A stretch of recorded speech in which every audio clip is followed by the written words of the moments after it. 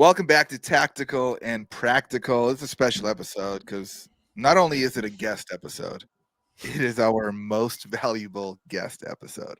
Welcome back to T&P, our MVG, CMO of Ridge Wallet. Connor Mack. What's up, dude? How are you? Dude, so glad to be back and defending my. You say most valuable guest. The criteria is the person who's been on the most. So I'm here, adding to my lead. No, it's actually not. It is total views across episodes. Oh, total views. Okay, perfect. So someone could come in and drop a banger, and you get replaced quick. But for now, you've got a comfortable lead, a few thousand views. I think this is your 5th appearance. Yeah. And honestly, in order to hang on to the trophy, I'll be on. We're actually gonna make it a bi-weekly show twice a week. I'm coming on every episode. Because I know McCoy is nipping at your heels. He's right. Totally. And McCoy crushes. So I'm worried. Here I got I don't know if it's made an appearance yet, but I got the there it is. I got the trophy here. Tactical and Practical, most valuable guest. Sponsored by IntelliGems. Dude, I haven't played baseball since I was like 11, but just like it feels good to just have a bat around the house. It's great, right? Like you just in between calls, I was just like holding it, like getting a couple swings in, feel powerful.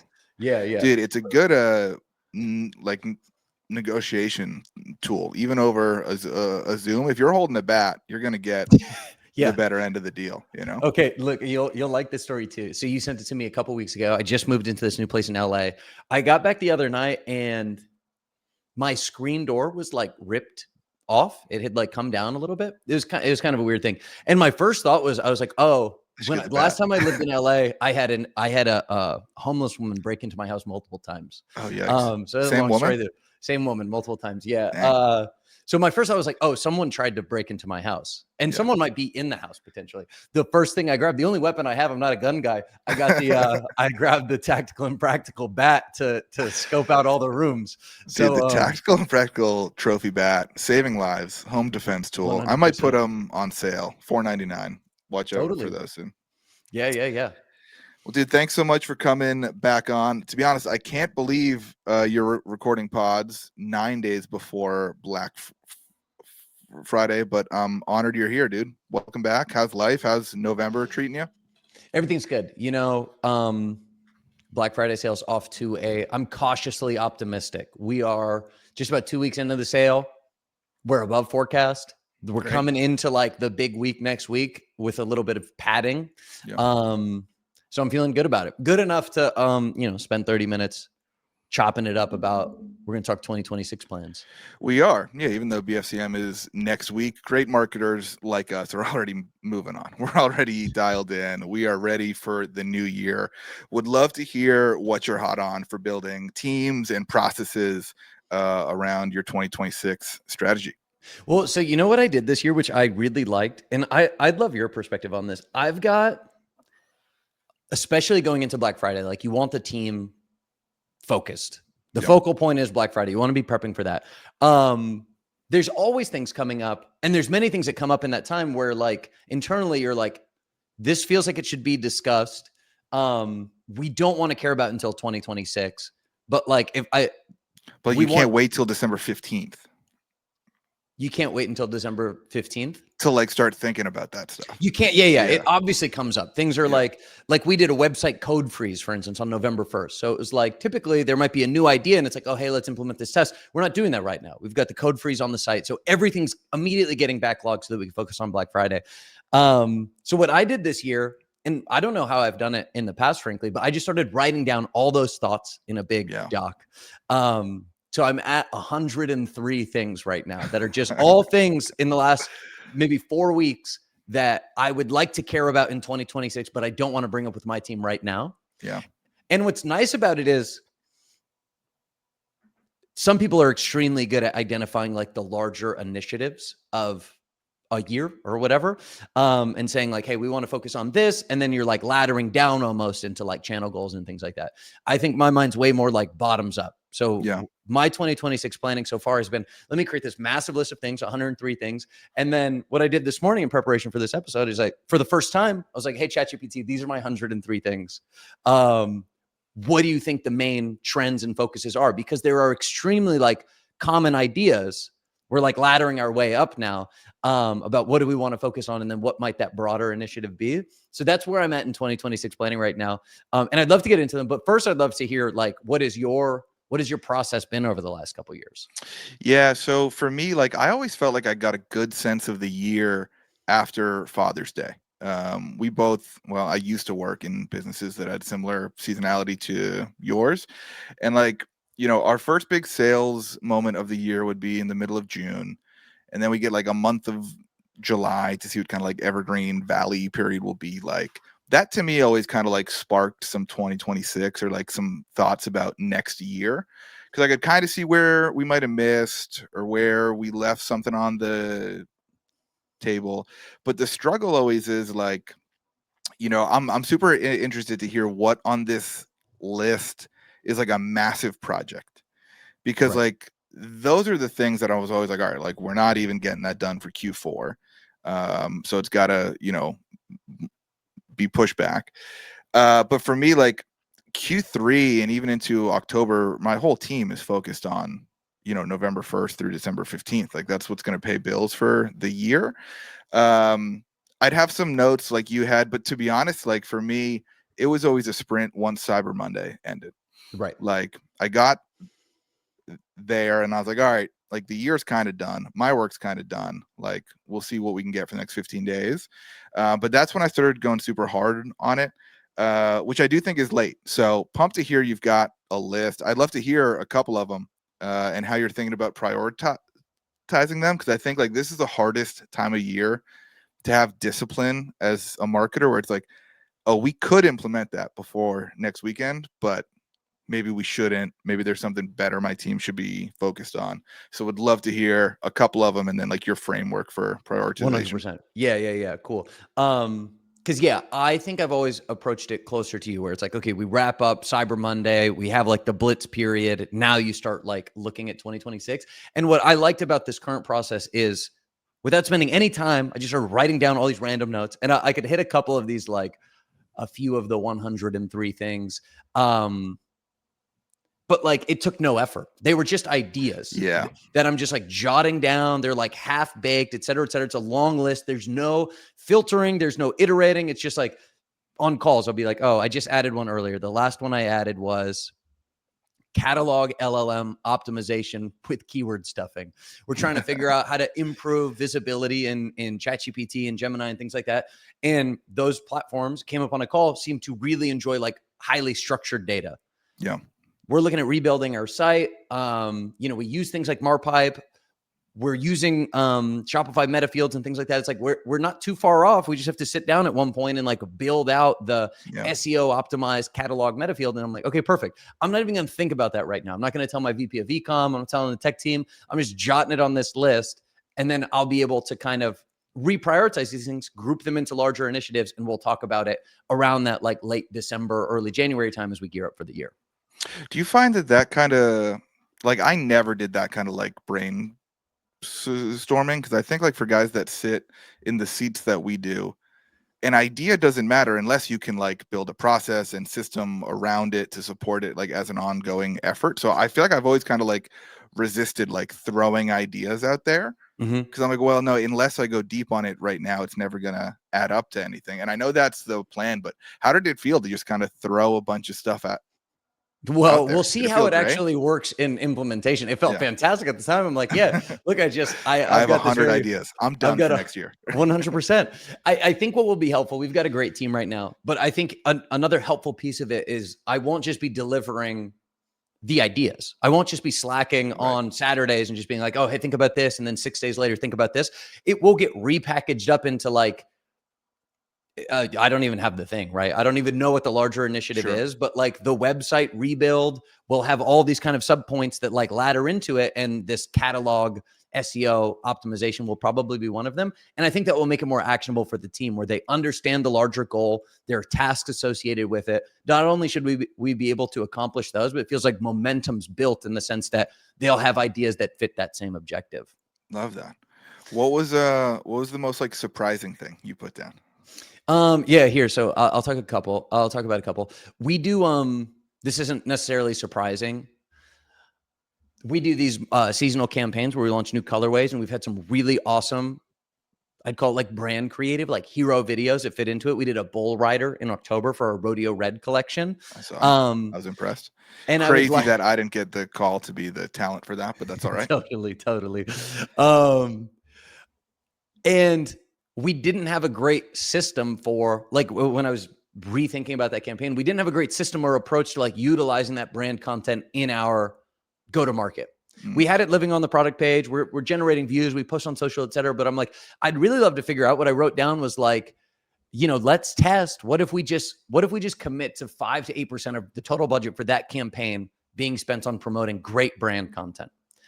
We should be developing a system to do that. And it's like, that will be paired with something like a house test. Like, let's figure out, what do we need to be optimized? Because if you load up this super cool bull rider video, Meta won't deliver spend against like the best performing static ads or whatever. Yeah. So we need to have a more deliberate approach. We can, add measurement to that and put that together. I don't want to spend too much time on each one because I know we got a lot to talk about.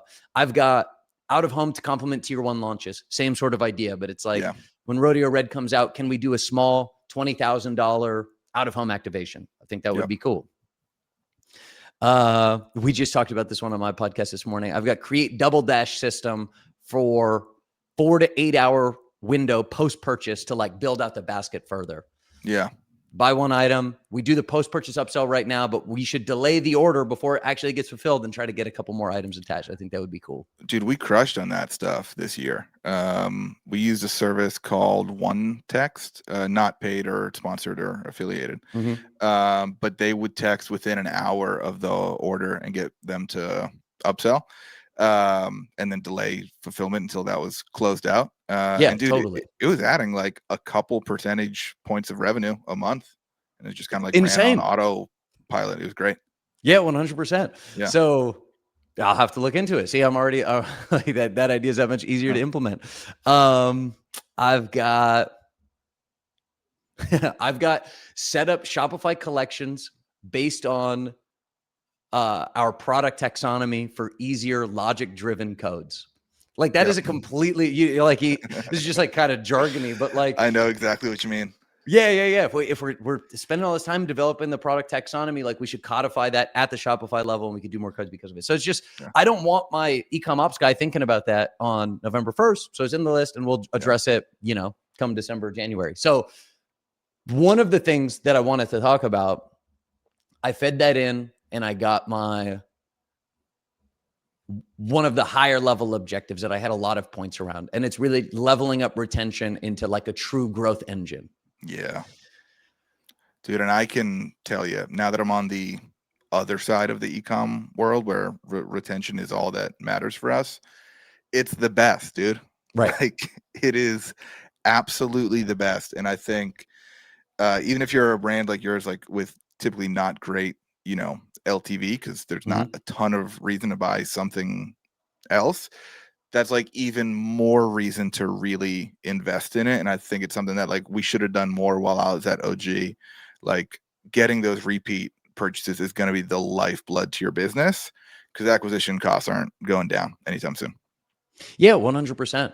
And I'm curious, like the DoorDash example, the double dash fits into that, where I'm just like, we've acquired the customer. How are we maximizing the value of that customer just within the first 4 or 8 hours? It's like post-purchase upsells with, after sell or whatever, that works. One text retention strategies for that next 4-hour upsell, I think would be really cool. So I'd really like to nail things like that. That's an example of something that will be a line item under LTV as a true growth engine. The other one, and I'm curious your perspective here on either subscription businesses or stuff more like OG. I think we need to rethink our approach to retention over the longer term, where I'm like, I've said this before, and I think it's hard to action, but someone's most likely to purchase, the highest likelihood of a second purchase happens within the first 30 days. Yep. And I think that's probably, is that what it looked like at Original Grain too? Yep. Yeah. So like, that's pretty standard. So it's like, you have that moment, and then people are just, then reactivating that person is super hard for businesses where there's not a great reason to purchase a second one. If you buy a watch day one, maybe you're getting a complimentary watch within the first 30 days, but then over time, it's like it could be at 6 months or 9 months or 12 months or 18 months. And I don't think we have a great system now for like, hey, this person's not ready to buy. So we're just going to focus on making sure they are engaged. We're just like retaining in the sense of engagement, that they're opening and clicking and that we're top of mind to some degree. So that when we have the new launch that they might be excited about, they're still opening our emails. And I think we might be a little too like DR oriented all the time. And that has a high impact on churn. And now we're not top of mind for when we have that thing someone would otherwise want. Dude, it's something I thought a lot about this year at OG was like essentially building brand post-purchase. And like, you know, especially when I knew that someone bought a watch probably for their husband for Christmas, they don't have a reason to buy something else from us till Father's Day, his birthday, or next Christmas. Totally. And we spent a lot of time thinking about and planning like, hey, all right, so if we're not going to sell them a watch, is there any way we can still saturate their life? Can we show up on the podcast they listen to? Can we show up on their favorite creators' YouTube pages? Like, can we just find more ways to show up? And I was less thinking about like the overall reach of some of those campaigns and be like, how can we be unavoidable? Like, how can we make sure that our customers who bought from us once won't forget about us? And does that eventually lead to better repeat behavior? 100%. And so one thing we did this year, there's like a small reorg. We hired a VP of marketing to sit over retention, like largely email, SMS, direct mail, partnerships, CX, and organic social. Because I'm like, that feels to me, those are like our own channels. That is where we are the closest to. That's where our highest frequency communication is going to happen. We're touching these people. We're going to email them dozens of times, hundreds of times over the course of a year. CX, we're sending lots of messages. It's like a very impactful engagement. How are we making all those channels work a little bit together? And I think that's getting closer to like your saturation point. How do we just make that a really impactful experience of being a customer so that 9 months from now, when you need to buy, you know, your husband a wedding gift, your husband a Father's Day gift, you know, that we are top of mind at that point. So that is like one example of how I think those things can fit together.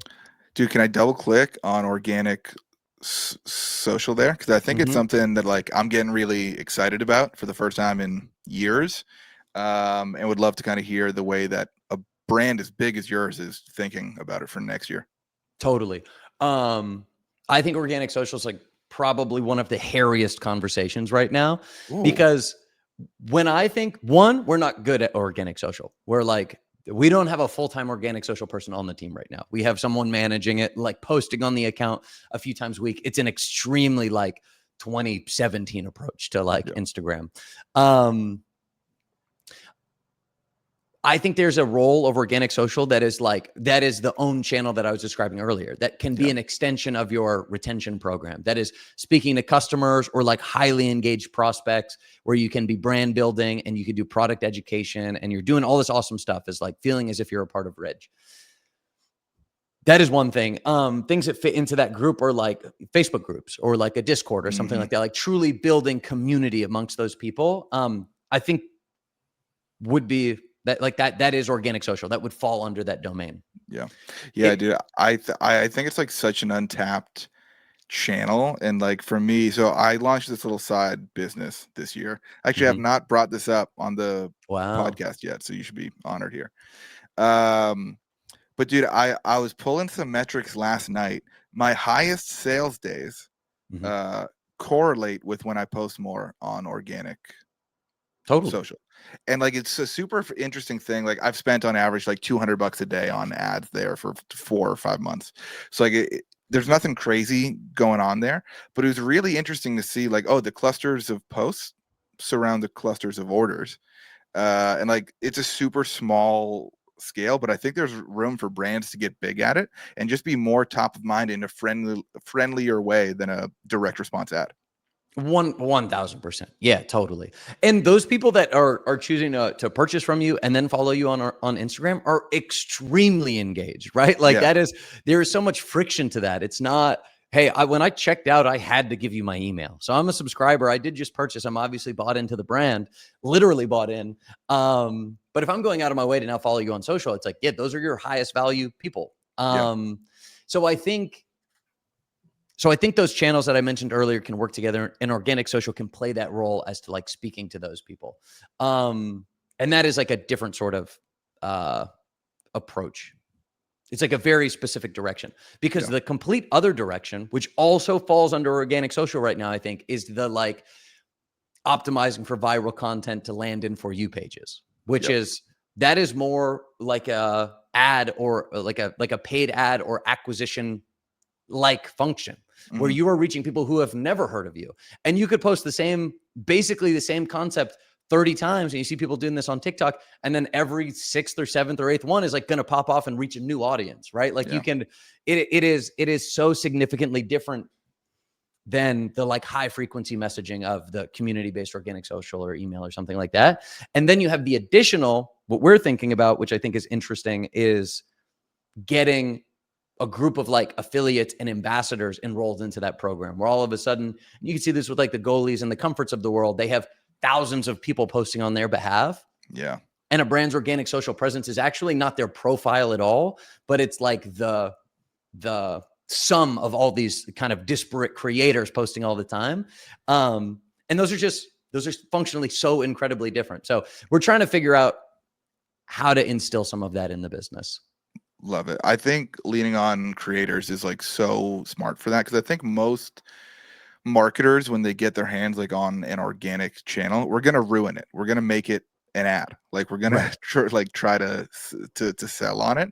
I think rounding up an army of creators to post on your behalf without being promotional is crazy impactful, especially when you compare it to like our advertising budget. Like you could go pay 20, 50, 200 creators a monthly stipend, and it won't touch what you're spending on Meta in a day. So I think there's a ton of value there. Yeah, 100%. And we've seen there are the benefits kind of cross-pollinate a little bit too. Like one thing we did more of this year was product seeding. So we seeded thousands of products. We had people posting, and even just those people are posting to their followers. So we're getting distribution. We got really low CPMs, but even just taking that content and as simply as like reposting it to your story to show the people that have like organically decided to follow you that, hey, other people are receiving products. They're posting, like you're a part of some sort of community. You have like some sort of shared interest. You appreciate the same values and products of these other people is valuable. And then we saw people who we didn't seed begin to start posting again. And it's like, oh yeah, that's such a funny, we can like start the flywheel organically. So it would be an example of like the more growth driven, awareness driven social, feeding content for the more community-based one. Love it, dude. Well, all right, we are coming up on time here, but I hear that you've got some juicy results of a split test to show me. Is that right? I got a split test for you here. You guys know us on the pod, big split testers, big profit per session guys. Me and Connor. Yeah. Okay. Let me. I'm able to share my screen. Yeah, you should be able to. I'll show you what we tested.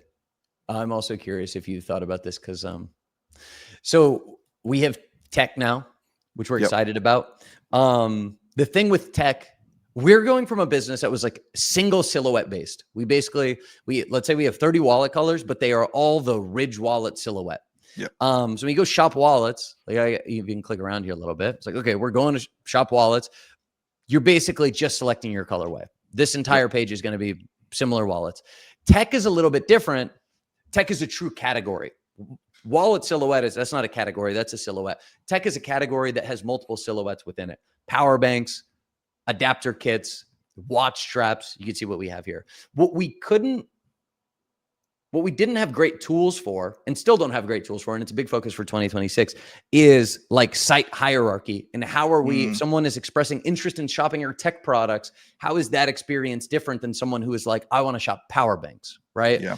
One is way more general, requires way more education and navigation than, hey, go to power banks. You can go straight to the PDP at that point if you want. Did you guys, so I've been geeking out on this and this idea of like, you have general category, which we would call like everyday carry. We have product category, which we can consider, let's say wallets in this case. And then even within wallets, we've had multiple options in the past. We've had the Ridge wallet, which everybody knows, bifold, billfold, biflexes, things like that. And then you have, because those are all silhouettes within a product category. So I've been geeking out on, my OCD has been kicking in around this like hierarchy. Have you guys, at OG, did you guys, were you thinking about the catalog from that perspective? Yeah, our merchandising strategy was like always top of mind, and but you should talk to McCoy about this because I think he's the best at it. But dude, we found some really unique wins this year where like if we showed one product that was sold out in our top 4 products on a page, conversion rate on that page jumped a ton. Cool. Yeah, that's funny. And we launched some higher end watches that didn't sell well, but when we put them first on the page as a price anchor, those watches were actually more valuable to us, not selling a single one, but acting as a price anchor on that page. But for us, the kind of like collection grouping was always based on material. We had those like super strong materials stories throughout. That's how people shopped with us, but we didn't really have the like cross category thing that y'all do. That's a challenge. Yeah, totally. So those are all good options. Also some real alpha there with the planting the best or the sold out watch or the higher end one. Yeah, we'll have to think about that. So this is an example of what I like, poorly merchandised page. Everything's just thrown in here, tracker cards, MagSafe wallets, etc. What we tested against was something that's way more structured here, where you're on the tech page now, you see a collection of tech products, and then you can select between tech silhouettes, power banks, phone cases, watch straps, tracker card. And then you do have the ability, we've got collections, sections down here, some imagery, things like that. This is nice. It's a nice LP. I like it too. Yeah, we were excited about it. So this is our no. It's actually good news. Okay. The capsule page, the one that we like more in this case, I don't know why we set it up this way, but it's the base one. Do me a favor, hit the reverse button. Look at this. There we go, dude. We'll look at the green ones. There we go. But IntelliGems Pro over here. By the way, little hack there, guys. If you're ever losing a split test, just hit that button and go report to your boss that there's a 28% win here. Yeah, totally. You save the company money not implementing whatever you were testing. Correct. Exactly. Okay, good. Yeah, this is way more visually appealing now. So this is what we saw: increase in conversion rate, increase in average order value, big increases in revenue per visitor, profit per visitor. And that basically just comes down to like simpler, more intuitive navigation for someone who's expressed interest in a very broad category that they want to shop. So we took it as a solid win. This was a couple weeks ago. Let's go, dude. Love that. Let me ask one more question on that, if you've got the time. Who's owning this for you guys? Because your product catalog is getting deep and diverse. Yeah, I imagine this is like could be a big issue of people not being able to find what they want quickly and easily. What's like an evergreen kind of workflow for that? Is that someone on your team constantly running tests like this? Or does it come up more like when you launch new categories? No, now we're like going back through our site experience and trying to find opportunities to like create more intuitive navigation. I think it's one of our biggest opportunities, frankly. Undoubtedly, we did a big test with our hamburger menu over the last couple of weeks too. So we brought on a new VP of ecom a couple weeks ago. So this function sits under her, and it's a combination of like the ecom ops team and our creative team, and we're trying to treat the website as a more like digital product. So we have a roadmap built out over what we want to test. Another one would be, people do this all the time, but like, back to my earlier point, our collections are the wallet silhouette broken out in all the different colorways. So it's just like they're all spread out there. Another thing that would help with navigation is to consolidate those and then show swatches at the collections level. So we've got that test teed up for post BFCM, and that's all rolling up into her to try to find those opportunities, measure impact and ease, get those implemented where it makes sense, and then test them from there. Love it, dude. Dude, thank you so much for making the time and coming on to defend your most valuable guest title here. This episode, I think, is going to keep you in the lead for a while. This one's going to be a banger. Where can people find you? The Marketing Operators Podcast at Yes. COUUOR on Twitter still. Connor with the COUUO. N's upside down. Yeah, perfect. Thank you. Yeah. Marketing Operators on any place you listen to podcasts, comes out every Wednesday. And yeah, those are the best places. And if they're looking for a gift for a guy this Christmas, and ridge.com, up to 47% off. There you go. Perfect.